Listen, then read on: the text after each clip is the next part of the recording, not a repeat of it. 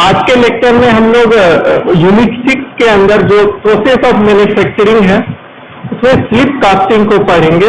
और हमने कल ही देखे थे कौन कौन से फॉर्मिंग के मेथड्स होते हैं, जिसमें से फर्स्ट था स्लिप कास्टिंग।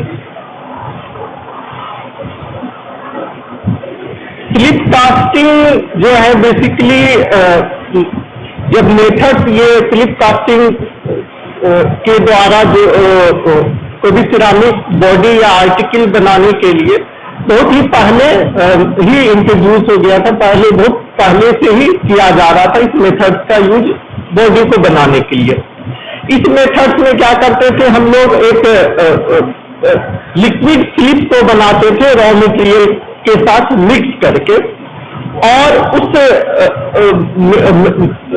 लिक्विड स्लिप को पोरस मोल्ड के अंदर पोर कर देते थे और ड्राई करने के लिए छोड़ दिया जाता था, जिसके के कारण आफ्टर ड्राइंग जो है या आफ्टर डी वाटरिंग जो है ये आर्टिकल का फॉर्मेशन कर देता था, जैसा कि हमारा मोल्ड होता था। ये इंट्रोड्यूस जो हुआ था ये यूरोप में हुआ था 1700 से 1740 के बीच में। लेकिन उस टाइम क्या था कि ऐसे मटेरियल्स का इन्वेंशन नहीं हुआ था जो कि हाई सॉलिड लोडिंग को बढ़ा सके, मतलब जिसको कि हम लोग डिसलोकेशन या डिसलोकेलेंट कहते हैं। जो डिसलोकेलेंट जो है मटेरियल होता है, और जो डिसलोकेलेशन जो इन्वायरमेंट क्रिएट करता है, जो प्रोसेस होता है, वो डिसलोकेलेशन कहलाता है। तो उस टाइम सोडियम सॉल्ट जो होता है, जो डिसलोकेलेशन की प्रॉपर्टीज देता है, उसका इन्वेंशन नहीं हुआ था और वो अननोन था, वर्ल्ड के लिए अननोन था। तब जो स्लिप में वाटर का कंटेंट होता था वो 40 to 60% तक वाटर कंटेंट होता था। लेकिन इतना ज्यादा वाटर कंटेंट होने से क्या हुआ कि ड्राइंग श्रिंकेज जो है वो काफी ज्यादा होने लगा। साथ ही साथ प्रोसेस में बहुत समय लग रहा था, क्योंकि डी वाटरिंग होना है, ओवरऑल सिस्टम का डी वाटरिंग होना है, तो जितना वाटर कंटेंट होगा उतना ज्यादा समय लगेगा डी वाटरिंग में। तो जो प्रोसेस था वो काफी लेंदी प्रोसेस था, और वाटर कंटेंट भी बहुत ज्यादा होने से ड्राइंग श्रिंकेज वो काफी ज्यादा हो जा रहा था। तो जो स्लिप कास्टिंग मेथड्स होता है, इनमें जो है दो स्टेप्स कंसिस्ट होते हैं। मेन दो चीज इन्वॉल्व होता है स्लिप कास्टिंग के लिए।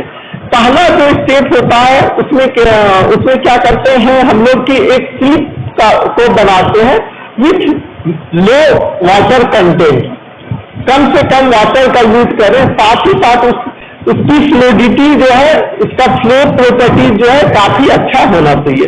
हमने कल भी देखा था यदि फ्लो प्रॉपर्टीज अच्छा नहीं होगा तो क्या होगा, वाटर को हमें रिमूव करने में स्लिप से काफी दिक्कतें होगी।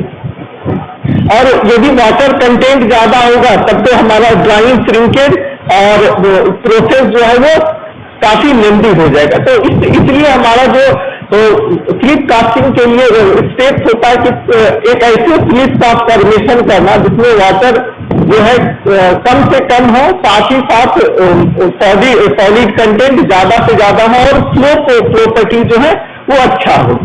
दूसरे स्टेप में हम लोग क्या करते हैं कि जो हमारा स्लिप का प्रोडक्शन हो गया, फिर उस स्लिप को हम लोग प्लास्टर ऑफ पेरिस के मोल्ड में डालते हैं। जिस शेप का हमारा रिक्वायरमेंट होता है, जिस शेप का हमें बॉडी को बनाना होता है, उस शेप के प्लास्टर ऑफ पेरिस मोल्ड में डालते हैं। और मोल्ड में डालने के बाद क्या होता है, वाटर का रिमूवल होता है। वाटर के रिमूवल से क्या होता है कि धीरे धीरे बॉडी का लेयर जो है मोल्ड के इनर सरफेस पर सेट करता है। जब हमें डिजायर आउटपुट बॉडी के थिकनेस का मिल जाता है तो रेस्ट ऑफ द स्लिप को ड्रेन कर देते हैं या बाहर निकाल देते हैं। इसके बाद ड्राई होने के बाद इसको हम लोग मोल्ड से रिमूव करते हैं। मोल्ड से रिमूव करने के बाद इसको ट्रिम डाउन करते हैं। जो भी एक्स्ट्रा सरफेस फॉर्म हो गए हैं, जो भी अनइवन सरफेस हो गए हैं, उसको हम लोग क्लीन करते हैं, ट्रिम डाउन करते हैं। उसके बाद हम लोग कोई फर्दर प्रोसेसिंग उसका रिक्वायरमेंट होता है तो उसके लिए भेज देते हैं। तो वही प्रोसेस होता है जो स्लिप कास्टिंग के लिए हमें करना होता है। तो कुछ फैक्टर्स हैं जो कि हमें जो कास्टिंग स्लिप को है वो अफेक्ट करता है, जैसे कि कंपोजिशन, रॉ मटेरियल्स में ग्रेन का size, dislocation, viscosity of suspension और सॉलिड कंटेंट और specific gravity of the slip. ये 5 ऐसे फैक्टर्स हैं जो कि हम लोग स्लिप बनाते हैं तो उसको अफेक्ट करते हैं। पहला तो composition, grain size, dislocation, viscosity, slip का विस्कोसिटी और सॉलिड कंटेंट और स्पेसिफिक ग्रेविटी ऑफ स्लिप। तो सॉलिड कंटेंट के आधार पर ही स्पेसिफिक ग्रेविटी चेंज होता है बेसिकली, उसी से स्लिप का थिकनेस चेंज हो जाएगा, स्लिप का थिकनेस चेंज हो जाएगा तो स्पेसिफिक ग्रेविटी चेंज हो जाएगा। तो कंपोजिशन कैसे अफेक्ट करता है कि जो स्लिप होता है बॉडी जिसके द्वारा हम लोग बनाते हैं, वो स्लिप जो है मेनली 2 तरीके से बना सकते हैं। उसके कंपोजिशन मेनली 2 तरीके से बना सकते हैं। एक होता है, एक जो स्लिप बनाते हैं वो क्ले कंटेंट बॉडी होता है जिसमें कि रॉ मटेरियल में क्ले की मात्रा होती है। दूसरा जो है नॉन क्ले बॉडी होती है जिसमें कि हम लोग क्ले का यूज नहीं करते हैं बनाने के लिए, ऐसे बॉडीज बनाते हैं। तो जो क्ले कंटेंट बॉडी होते हैं, क्ले की कई सारे स्पेशल प्रॉपर्टीज होती है, जैसे कि चाइना क्ले जो है हम लोग जब यूज करेंगे तो चाइना क्ले का जो ग्रेन साइज होगा वो और क्ले के कंपेयर में कम होता है। जैसे बॉल क्ले जो है वो ज्यादा फाइनर होते हैं, लेकिन चाइना क्ले थोड़े कोर्सर होते हैं। जब कोर्सर होने के कारण क्या होता है कि ये जो है थोड़ा ज्यादा हैवी होंगे, थोड़ा ज्यादा भारी होंगे। तो भारी होने से क्या होता है कि जब इसका हम लोग स्लिप बनाएंगे तो ग्रेविटी के कारण ये पहले सेटल डाउन हो जाएगा, ये जल्दी सेटल डाउन हो जाएगा, होगा कि नहीं होगा। तो ये क्या करता है कि रैपिड कास्टिंग प्रोड्यूस करता है, जल्दी सेटल डाउन हो गया तो रैपिड कास्टिंग प्रोड्यूस करता है। और जो कास्ट बॉडी बनाता है उसका भी जो है क्विक हार्डनिंग प्रोड्यूस करता है, जल्दी सेट हो गया तो क्विक हार्डनिंग हो जाएगा। लेकिन क्या है कि इसके कुछ लिमिटेशन है। ये जो इसके मदद से हम लोग बॉडी को बनाएंगे तो ये पुअर स्ट्रेंथ को देगा, पुअर ग्रेन स्ट्रेंथ को देगा। दूसरी तरफ यदि हम बॉल क्ले को यूज करते हैं तो क्योंकि बॉल क्ले का जो ग्रेन्स होते हैं बहुत फाइन साइज के होते हैं, क्योंकि ये सेकेंडरी क्ले होते हैं, लोग पढ़ेंगे ये सेकेंडरी क्ले होता है, एक जगह से दूसरे जगह ट्रांसपोर्टेशन के कारण इस क्ले का फॉर्मेशन होता है। साथ ही साथ इसमें कुछ ऑर्गेनिक इम्प्यूरिटीज भी पाई जाती है जिसके के कारण ये प्लास्टिक नेचर प्रोवाइड करता है। तो प्लास्टिक नेचर प्रोवाइड करने के कारण जब इसका इन्वॉल्वमेंट हम लोग कंपोजिशन में करते हैं तो ये क्या करता है कि ड्राई स्ट्रेंथ भी देता है। जब हम लोग बॉडी को बनाएंगे तो डीलिंग बॉडी वो हमारा बनेगा, प्लास्टिक नेचर के कारण ये स्ट्रेंथ भी अच्छा प्रोवाइड करेगा। साथ ही साथ फायरिंग के बाद भी ये अच्छी स्ट्रेंथ को प्रोवाइड करेगा। और फाइन पाउडर होने के कारण ये आसानी से डिस्पर्स भी हो जाता है, क्योंकि हमें जो स्लिप चाहिए वो अच्छा डिस्पर्स स्लिप चाहिए। जितना अच्छा डिस्पर्स होगा वो कास्ट होने के बाद उतना अच्छा बॉडी को फॉर्म करेगा और उतना यूनिफॉर्म थिकनेस के बॉडी को फॉर्म करेगा। लेकिन यदि बहुत ज्यादा में अमाउंट में हम लोग बॉल क्ले को मिलाते जाएंगे तो क्या होगा कि ये कास्टिंग टाइम को इंक्रीज कर देगा। प्लास्टिक नेचर का होता है, ये विस्कोसिटी को बढ़ा देगा और विस्कोसिटी बढ़ने से जो है ये कास्टिंग टाइम को इंक्रीज कर देता है। तो इसलिए हम लोग ना ही चाइना क्ले को यूज कर सकते हैं पूरा ह्यूज मात्रा में और ना ही बॉल क्ले को भी हाई अमाउंट में यूज कर सकते हैं। तो इसलिए हम लोग क्या करते हैं कि दोनों के मिक्सर को, चाइना क्ले और बॉल क्ले के मिक्सर को यूज करते हैं एक स्टेबल स्लिप को बनाने के लिए। इस तरह कंपोजिशन का एक रोल होता है स्टेबल स्लिप को बनाने में। दूसरा जो इफेक्ट करने वाला फैक्टर होता है वो ग्रेन साइज होता है। कास्टिंग स्लिप के लिए जो हमें ग्रेन साइज चाहिए वो फाइन ग्रेन साइज चाहिए, या जो पार्टिकल चाहिए या जो रॉ मटेरियल चाहिए वो कोर्स पार्टिकल से फ्री चाहिए।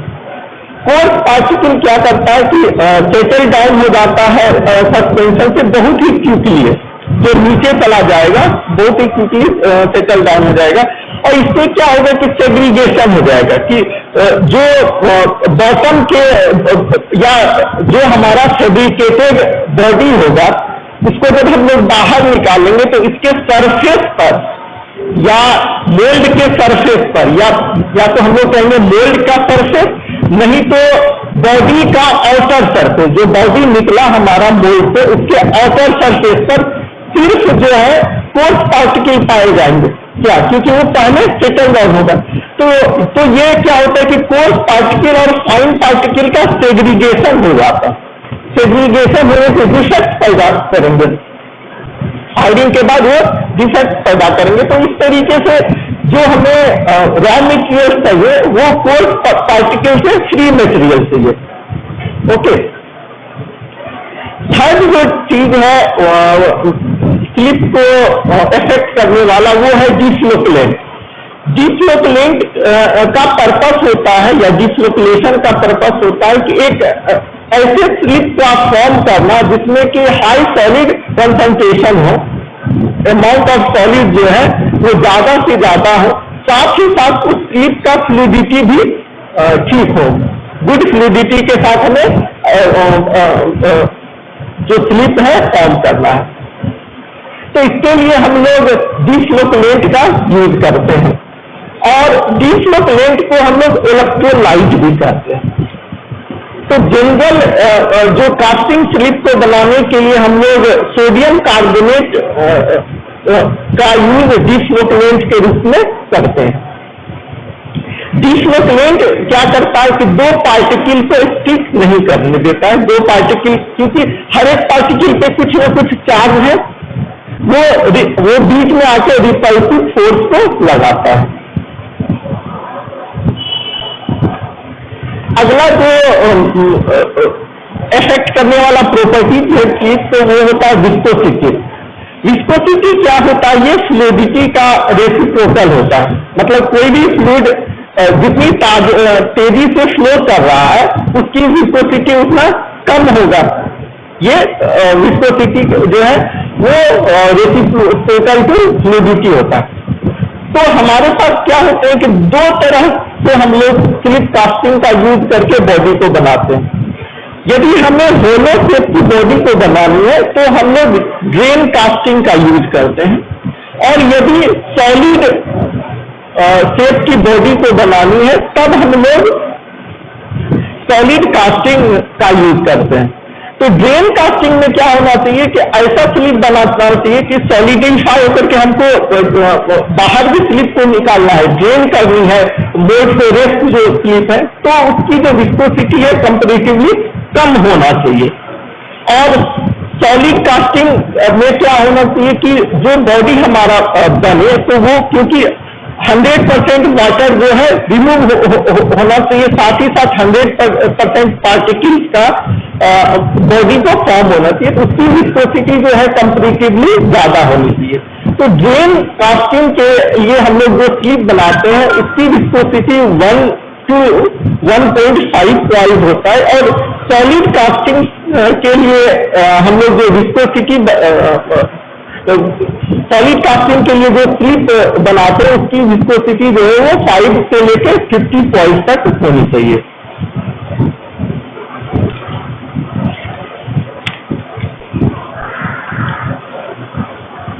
नेक्स्ट जो है वो है सॉलिड कंटेंट और स्पेसिफिक ग्रेविटी ऑफ स्लिप।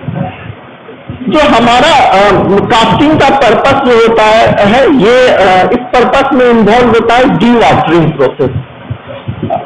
साथ ही साथ जो स्लिप होने चाहिए उसमें मिनिमम वाटर कंटेंट होनी चाहिए और मैक्सिमम सॉलिड कंटेंट होनी चाहिए। जितना ज्यादा से ज्यादा सॉलिड कंटेंट पॉसिबल हो, और साथ ही साथ उसकी फ्लूइडिटी भी अच्छी होनी चाहिए। यदि फ्लूइडिटी अच्छी नहीं होगी फिर वो उसे डीवॉटरिंग बहुत डिफिकल्ट हो जाएगा या उसे कास्टिंग टाइम बहुत इंक्रीज कर जाएगा। तो इसलिए सॉलिड कंटेंट का भी बहुत ज्यादा रोल होता है किसी स्टेबल स्लिप को बनाने के लिए।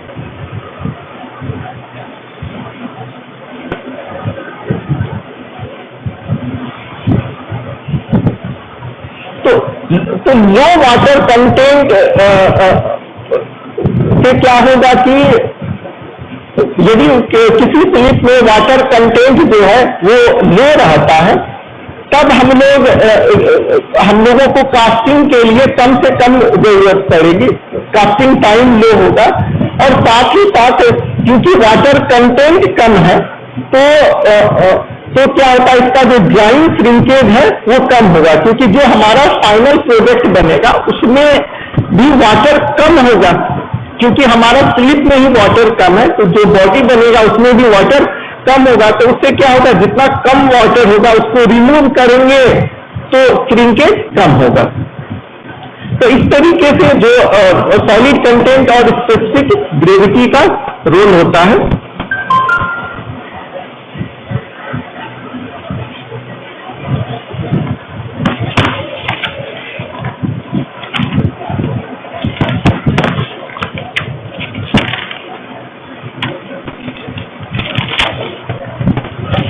एक और चीज है कि ड्रेन कास्टिंग के लिए हम लोग जो स्लिप को बनाते हैं उसमें स्पेसिफिक ग्रेविटी जो होना चाहिए वो 1.65 से लेके 1.8 तक होना चाहिए।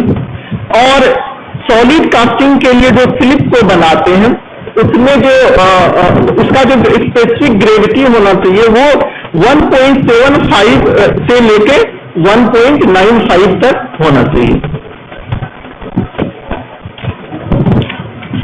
Thank you.